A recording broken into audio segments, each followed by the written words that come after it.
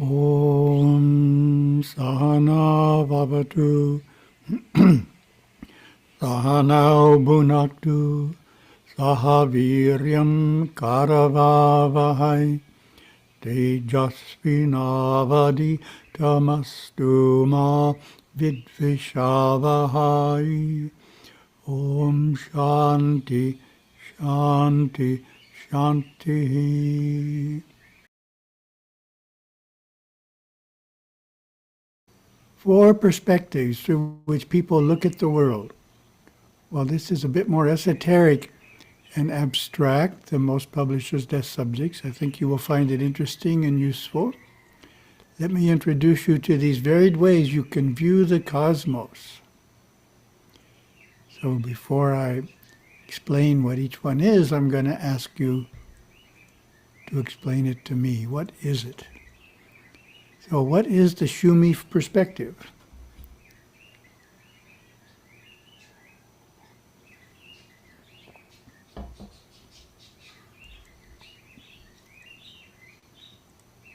This is the time of day our bird cage is very active, getting near sunset.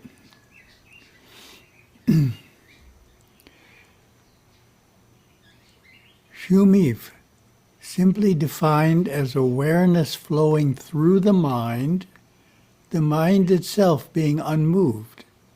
This is the perspective we hold in meditation.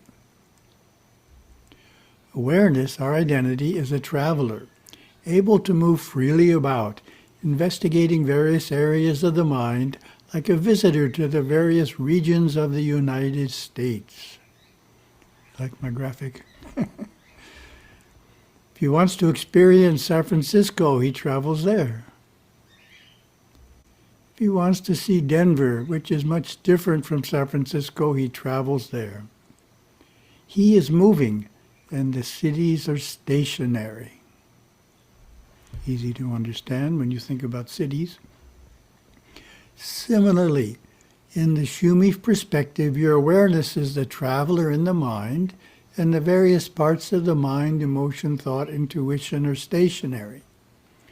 One of the goals of meditation is to increase your ability to move freely and at will. In our ordinary way of thinking and speaking, if we are upset, we complain, "I'm upset. That's the way I am." After a while, I probably will be calm again. But from the Shumif perspective, we say, my awareness has ended up in the area of the mind that is always upset. Do I want to be here or not? No, I don't want to be here. This is ruining my day. So we affirm, okay, I don't want to be here, and we apply certain tools, certain meditation techniques for moving to an area of mind that is more wholesome and pleasant. But first we have to have the concept that we can move, that it is within our power to change where we are in the mind. Similarly, if a visitor to the Mojave Desert decides it's too hot here for me, he knows he can simply move on. Okay, next perspective. What is the Simnif perspective?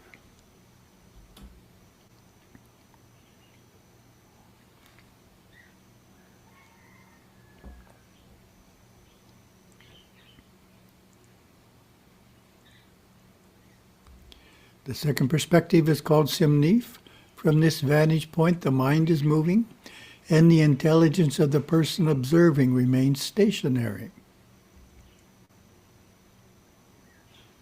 Looking through a microscope at a drop of water, what do we see? Movement. We see many different things in motion.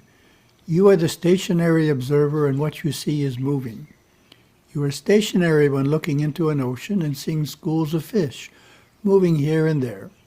That is the perspective of science or any field of knowledge based on the observation of matter.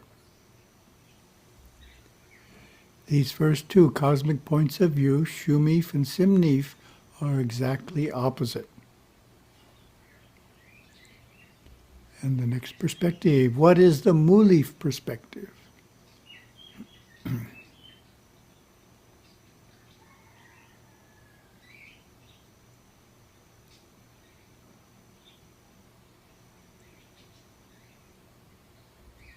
The third perspective, Mulif, is philosophical, metaphysical, and psychological. Gurudeva gave the following description. Mulif is the way of words, the way of scholars of philosophical intellect. It is the perspective of some of the religions of the world. It is the perspective that all realization, all understanding is worked out within and among people and their minds. In this perspective, one is unaware of the gods, the three perfections of Lord Shiva, the existence of beings on other planets, spacecraft. It is more of a subjective intellectual perspective as to the nature of the universe, God and man. Realization is often attained in Mulif through simply understanding deep philosophical concepts. This would be an intellectual realization, not a spiritual one. For example, we may talk about the absolute perfection of God Shiva, Parashiva, or Para-Brahman, as timeless, causeless, and spaceless. To know and understand such a truth is good philosophy, but it is not the same as experiencing it. To make that distinction is important. Experiencing it is in the Shumif perspective. Describing it is in the Mulif perspective. Mulif is necessary. Philosophy is necessary because we have to understand intellectually what it is we are trying to experience. But we don't want to accept the concept as the experience itself.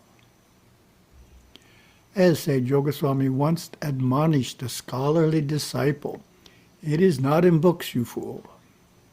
Probably with a lot more fire than I just said it.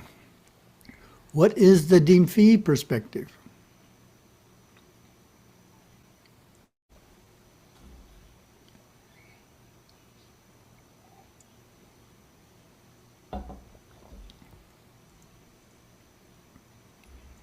The fourth, Dimfi, is the perspective of space or worlds, inner worlds and outer worlds. Our most common use of Dimfi in Hindu practices is in our worship of the deities in the temple. The deities abide in the inner worlds. This is the vantage point of theism. The deity is separate from us. The deity is greater than we are. Through prayer, we draw forth the blessings of the deity. That is the spirit of temple worship. It is, as Gurudeva explains, the focus of consciousness that acknowledges, understands, and communicates with God and gods, beings on the astral plane, people from other planets. It is here that all psychic phenomena take place, and the mind is open to all kinds of possibilities of the extraterrestrial, out-of-body experiences, etc. Here, reincarnation is understood. Mulif and Dimfi are exactly opposite. These four major perspectives create what Gurudeva once called one's inner mind styling. Many people live in just one of them their entire life without realizing it. An experienced meditator, however, can learn to consciously live in 2, 3, or more at the same time. How can we relate these viewpoints to everyday life? Let's take a common problem, depression, and look at how a Hindu devotee might alleviate it from each of these approaches. And that's the question to you. How could we alleviate depression using the Simnif perspective? Is the first one. We'll go through each of the four. Science. How would science alleviate depression? The Simnif or scientific perspective is often favored. We solve our sorrows by taking an antidepressant drug, such as Prozac, to chemically alter our mood. The chemistry of medical science is our way out. It sounds dubious, but that's what's going on in the world. Even young children are being put on these medications. In severe cases, drugs may be necessary. So, I'm not saying we're against drugs in all cases, but They're given in cases where they might not need to be. It's not that severe. But they do have side effects and don't come without an overhead, shall we say. However, Simnif can be used positively for changing one's state of mind, applying the wisdom of Ayurveda, exercising more, performing Hatha Yoga, and improving one's diet. So all of that is in the physical realm. Nutrition, natural medicine, and comes under the category of Simnif. How could we alleviate depression using the Mulif perspective? Psychology in this case.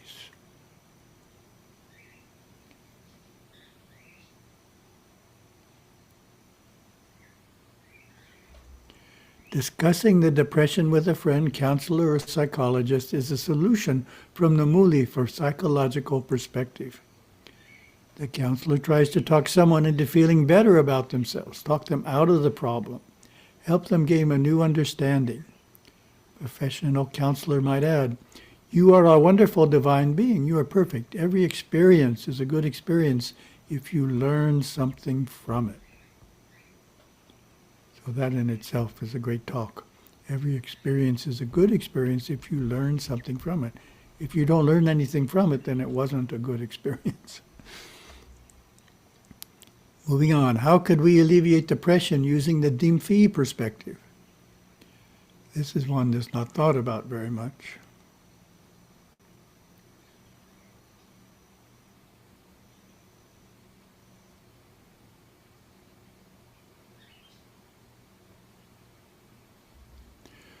Going to the temple for relief is the Dimfi inner plane approach. It's not commonly prescribed for depression, but it should be. Going to the temple and placing your problems at the feet of the deity. We bring offerings, talk to the deity, allow our unhappiness, and go through a deep inner process. We bring offerings, talk to the deity about our unhappiness, and go through a deep inner process, just as if we were talking to a person in this physical world. But we receive blessings from the deity. If we open ourselves in the right way, a force is awakened which you don't get from a person, a blast of divine energy that helps remove the problem. Sometimes, if it works out well, you may go away not even remembering what the problem was. That's a sure sign of success. How could we alleviate depression using the Shumif perspective?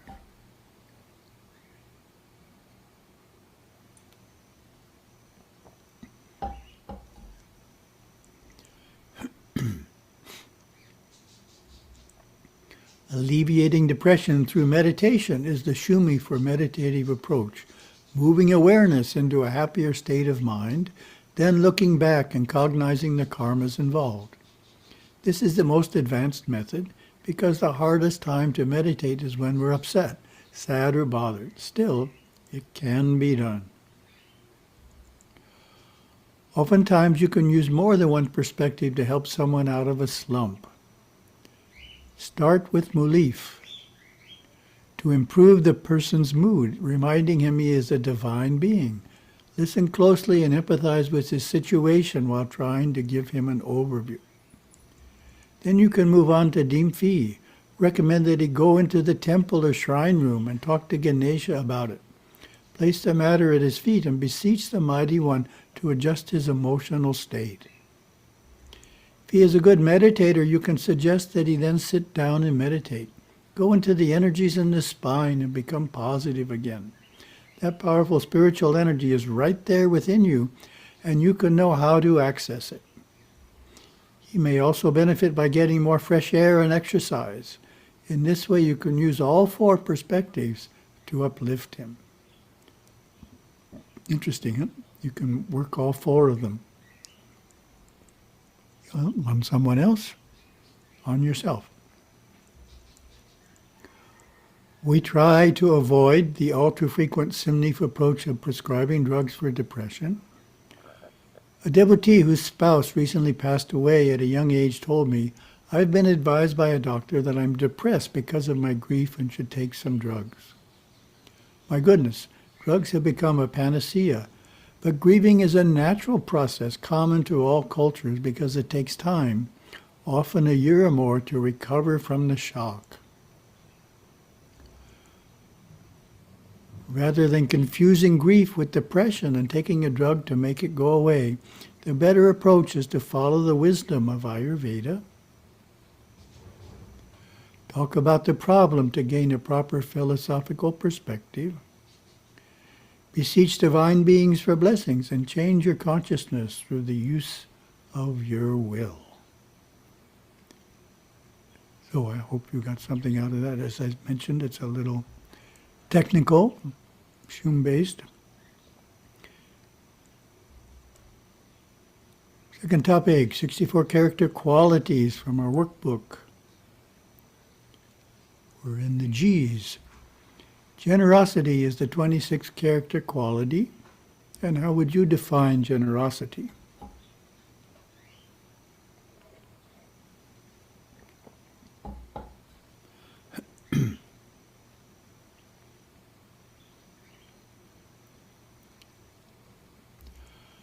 The workbook gives this definition. Generosity is the willingness to give and be charitable. I express generosity when I give freely to others of my money, possessions, time, and energy. The opposite is stinginess.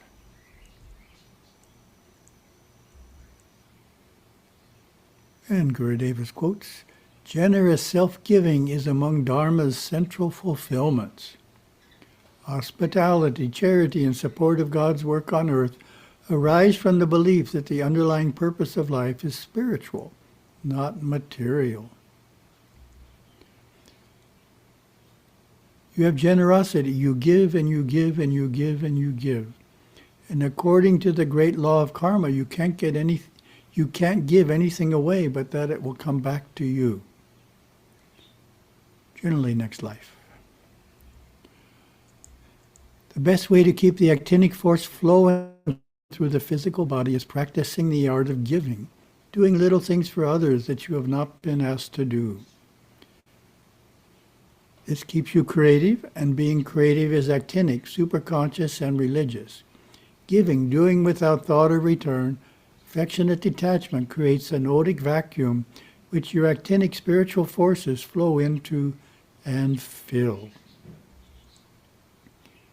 Reflection. Take a moment to identify a few ways in which you could improve in generosity.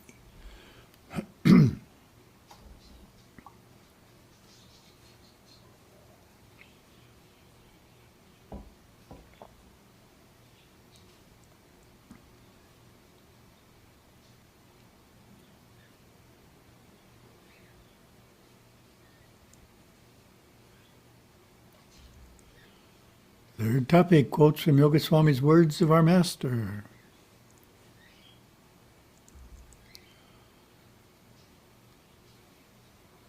Whatever work you have to do, do it well.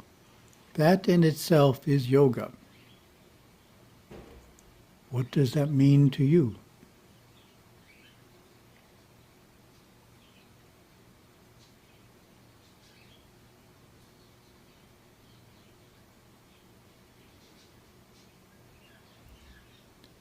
My thought is, doing tasks well strengthens our willpower.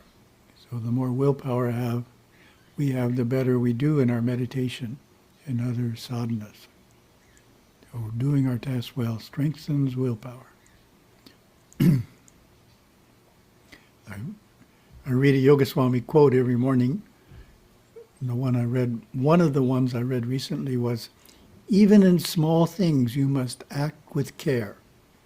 So that's the same idea, said another way. So sometimes we think it doesn't matter in small things. Even in small things, you must act with care. Wisdom will come if you do your duty well. What does that mean to you?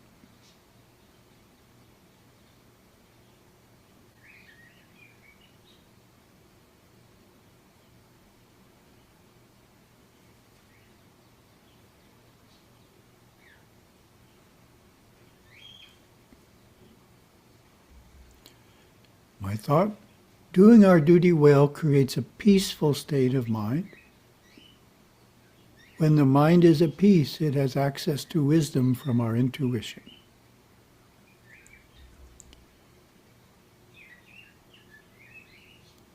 We must not think that if such and such a thing happens, it is good, or if some other thing doesn't happen, it is bad.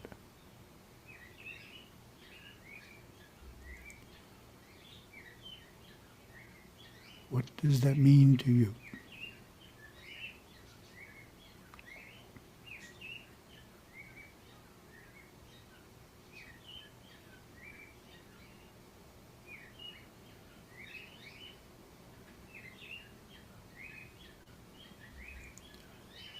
My thought, what happens is what is supposed to be happening. Calling an event bad is like calling it a problem. Simply makes it harder to deal with it. That's something I noticed. But you call something a huge problem, then you really start to procrastinate on handling it. Whereas if it's just the next thing to do, then it's easier to solve it, face it. Thank you very much.